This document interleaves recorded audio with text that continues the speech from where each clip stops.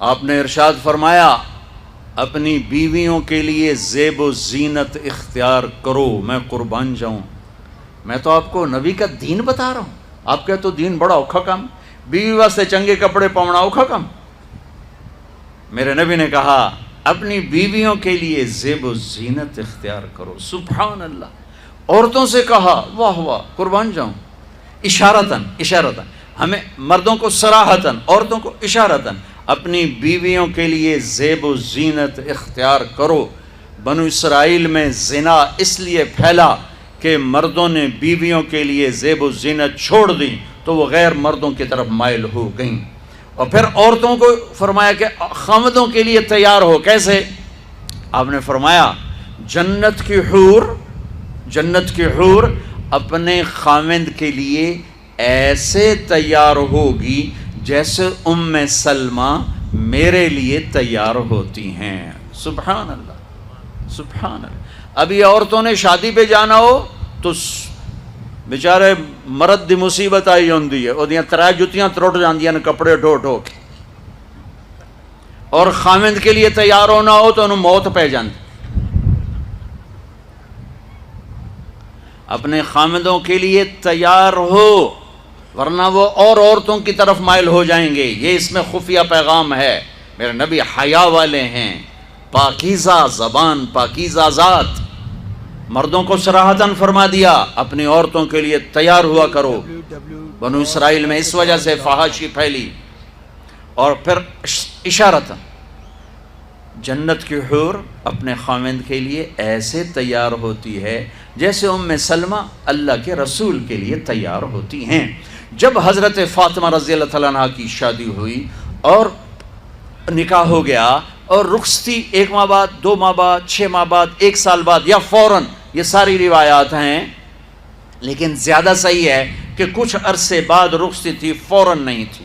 تو جب حضرت علی نے آ کے رخصتی کا مطالبہ کیا حضرت ام ایمن کے ذریعے سے، تو آپ نے حضرت حفصہ اور حضرت ام سلمہ اور حضرت عائشہ ان تینوں سے فرمایا کہ تم جانتی ہو نا میری بیٹی فاطمہ مجھے کتنی محبوب ہے، میری بیٹی کو دلہن بناؤ۔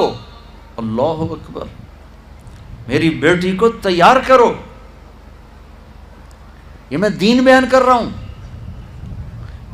بے پردگی نہیں، بے حیائی نہیں، زیب و زینت میرے دین کا حصہ ہے، میرے نبی کی شریعت ہے۔ میرا نبی خوبصورت دین لے کر آیا ہے، ایک خوبصورت زندگی لے کر آئے ہیں۔ پتہ نہیں ہم نے کہاں سے عجیب و غریب دین کے فلسفے نکال لیے ہیں۔ سبحان اللہ، قربان جاؤں۔ آپ نے کہا جابر شادی کی؟ کہا جی کی۔ کہا کماری سے کہ بیوہ سے؟ کہا جی بیوہ سے کی۔ کہا اللہ بکرن فتلاعبک وتلاعبها، ارے تو نے کنواری سے کیوں نہ کی؟ وہ تجھ سے کھیلتی تو اس سے کھیلتا۔ میں اپنا میرے نبی کا دین بیان کر رہا ہوں۔ آپ کیا سمجھنا صرف رمضان کے روزے رکھنا دین ہے؟ ہاں وہ دین ہے، بہت بڑا حصہ ہے دین کا۔ عبادت میرے دین کی بیس ہے، بیس ہل گئی تو ساری عمارت گر جائے گی۔ نماز نکل گئی، روزہ نکل گیا، زکوٰۃ نکل گئی، حج نکل گیا، پیچھے کیا رہ گیا؟ ساری عمارت ٹوٹ گئی۔ لیکن یہ بیس کو عمارت نہیں کہتے، ہاں بیس پر عمارت کھڑی ہوتی ہے۔ میں عمارت کے کچھ خد و خال بتا رہا ہوں، کچھ نقش و نگار بتا رہا ہوں کہ میرا نبی دین کی عمارت ہمیں کیسے دے کر گئے۔ کبھی آپ نے میلا کپڑا نہیں پہنا، پرانا کپڑا پہنا، پیوند لگا کپڑا پہنا، میلا کپڑا زندگی بھر نہیں پہنا، زندگی بھر۔ اور آپ کے بدن مبارک سے، آپ کے پسینے سے ایسے خوشبو آتی جیسے مشک سے خوشبو آتی، دنیا کے سب سے مہنگی خوشبو۔ آپ حضرت ام سلیم کے گھر میں آرام فرما رہے تھے دوپہر کے وقت، دوپہر پر، تو آپ یوں کر کے سوئے ہوئے تھے، یوں یہ کوہنی آگے نکلی ہوئی تھی۔ آنکھ کھلی تو دیکھا ام سلیم نے یہاں بوتل رکھی ہوئی، یہاں تو آپ نے کہا کیا کر رہی ہو؟ تو کیا تھا، چونکہ گرمی، پنکھے تو ہے نہیں، پسینہ یہاں سے نیچے گر رہا تھا، ام سلیم نے نیچے بوتل رکھی ہوئی تھی اور وہ سارا پسینہ اس کے اندر جمع کر رہی تھی. کہا ام سلیم کیا کر رہی ہو؟ کہا یا رسول اللہ یہ آپ کا پسینہ اکٹھا کر رہی ہوں، یہ مشک سے زیادہ خوشبودار ہوتا ہے. میرے نبی نے کبھی گندے کپڑے نہیں پہنے، کبھی میلے کپڑے نہیں پہنے، پرانا پہنا ہے، پیوند لگا پہنا ہے، میلا نہیں پہنا. میرا دین یہ نہیں کہتا کہ ایسی شکل میں آ جاؤ کہ لوگ بھاگنے لگ جائیں. سب سے زیادہ عزت اہمیت دو. شادی کے بعد ماں باپ کا حق پیچھے، بہن بھائیوں کا حق پیچھے، حتیٰ کہ اولاد کا حق بھی پیچھے ہے اور خاوند کا حق پہلے ہے. بہت سی عورتیں اپنی نادانی کی وجہ سے ماں باپ کے پیچھے لگ کر اپنے خاوند کو چھوڑ دیتی ہیں، خاوند کو ذلیل کر دیتی ہیں. اپنے بچے کے پیچھے لگ کے اپنے بچوں کی وجہ سے اپنے خاوند کو بے عزت کرتی ہیں. بہت سے باپ اپنے بچوں کی وجہ سے بیوی کو بے عزت کرتے ہیں، یا اپنے ماں باپ کی وجہ سے بیوی کو بے عزت کرتے ہیں. یہ سب بے اعتدالیاں میرے معاشرے میں ہیں.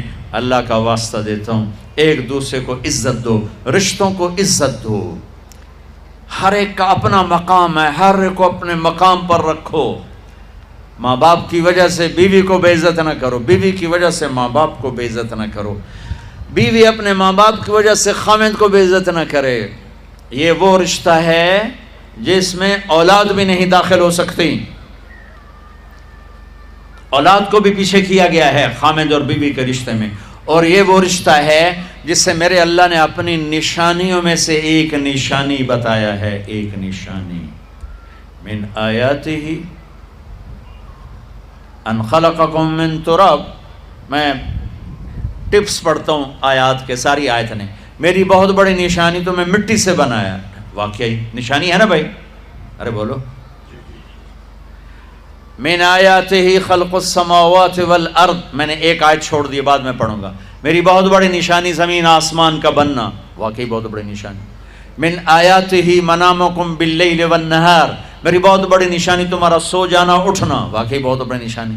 من آیاتہ یریکم البرق خوفا وطمعا. میری بہت بڑی نشانی بادل، بجلی، گرج، بارش. واقعی.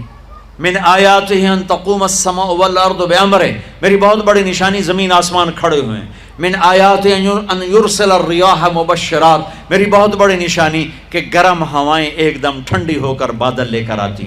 اب میں وہ آیت پڑھتا ہوں جو میں نے چھوڑ دی تھی، اور جو شاید آپ نے اس اینگل سے کبھی سوچا نہ ہو کہ اللہ کس چیز کو اپنی نشانی کہہ رہا ہے اور کتنی بڑی بڑی نشانیوں میں اس کو لا رہا ہے. میری بہت بڑی نشانی مٹی سے بنایا، میری بہت بڑی نشانی زمین آسمان بنایا، میری بہت بڑی نشانی جاگنے سونے کا سلسلہ بنایا، میری بہت بڑی نشانی بارش، بجلی، گرج، چمک، میری بہت بڑی نشانی زمین آسمان کا تھمے رہنا، میری بہت بڑی نشانی ہواؤں کا بادل لانا. اب سنو، من آیاتہ ان خلق لکم من انفسکم ازواجا لتسکنوا الیہا وجعل بینکم مودۃ ورحمہ ان فی ذلک لآیات لقوم یتفکرون.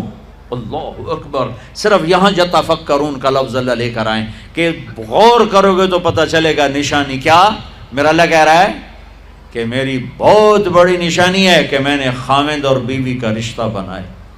کبھی یہ اس طرف دھیان گیا ہے کہ یہ جو ہم خاوند بیوی بیٹھے ہیں یہ اللہ کی بہت بڑی نشانی؟ کبھی خیال ہے؟ اللہ اکبر. اللہ نے ماں باپ کا رشتہ بنایا، اسے نشانی نہیں کہا. اللہ تعالیٰ نے اولاد کا رشتہ بنایا، اسے نشانی نہیں کہا. اللہ نے دادے پوتے بھی جتلائے، اسے نشانی نہیں کہا. اللہ نے پھوپھی خالہ بھی بتائیں، دادیاں نانیاں بھی بتائیں، اسے اللہ تعالیٰ نے نشانی نہیں فرمایا. نشانی کسے فرمایا؟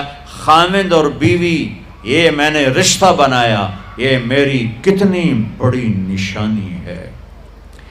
اس ایک رشتے کو باقی رکھنے کے لیے سینکڑوں آیات ہیں، سینکڑوں آیات. اور طلاق سے نفرت کا اظہار. میرے نبی نے کہا علی طلاق سے بچنا.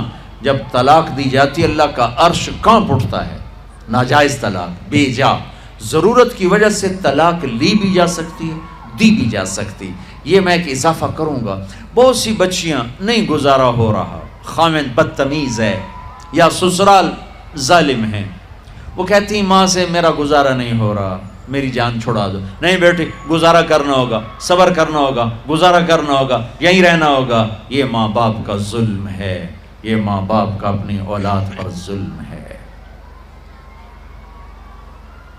ہمارا تو زمیندارہ ماحول ہے پنجاب کا. میں نے اپنے ہی خاندان کے بتاتا ہوں، بچیوں پہ ظلم ہوتے دیکھے، پھر ان کی فریادیں بھی سنی، پھر ان کے ماں باپ کا ظلم دیکھا.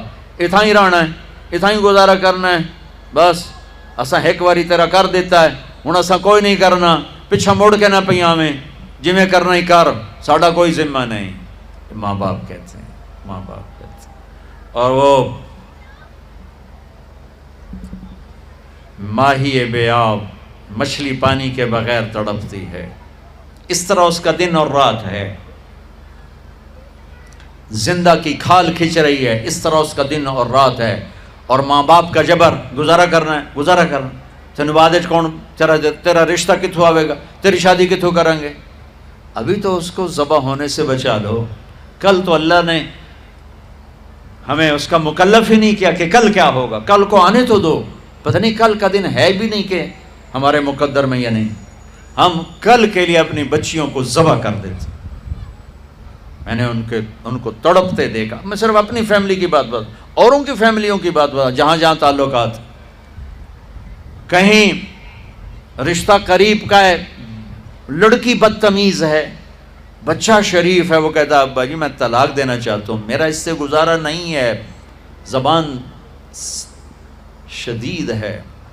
آئے میرے بھائیو، گھروں کی آبادی اللہ کی قسم، مالدار ہو یا غریب ہو، صرف اچھے اخلاق سے ہوتی ہے. اور گھروں کی بربادی مالدار ہو یا غریب ہو، برے اخلاق سے ہوتی ہے، برے اخلاق سے ہوتی ہے. دو واقعے اوپر نیچے ہوئے. ایک خاتون ملی، مجھے تعارف کرایا گا کہ ایک خاتون آ رہی ہیں، ان کے خاوند کھربوں پتی ہیں، کھربوں پتی. ٹھیک ہے جی آؤ. اس خاتون نے آتے ہی رونا شروع کر دیا. مولانا لوگ مجھے خوش قسمت سمجھتے ہیں کہ میں بہت بڑے مالدار کی بیگم ہوں، میرا دل زخمی ہے، میرے خاوند کا سلوک اچھا نہیں، میں دولت کو آگ لگاؤں، یہ ہیرے کے سیٹ کو میں کیا کروں جب اس کا سلوک ہی میرے ساتھ اچھا نہیں.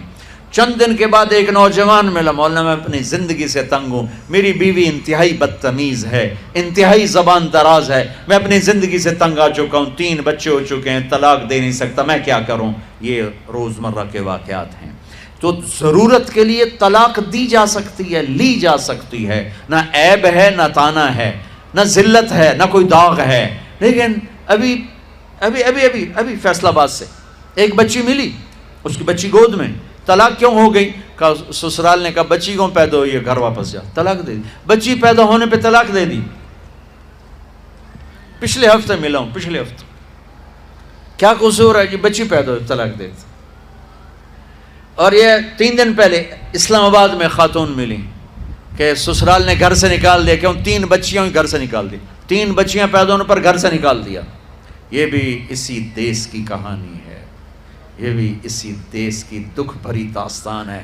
ظلم صرف وہ نہیں جو بھتہ کی پرچیاں آ رہی ہیں اور جو دہشت گردی ہو رہی ہے، یہ گھر جیسے وہ بہت بڑا ظلم ہے، ایسے یہ بھی بہت بڑا ظلم ہے کہ کہیں بچیاں ذبح ہو رہی ہیں، کہیں بچے ذبح ہو رہے ہیں.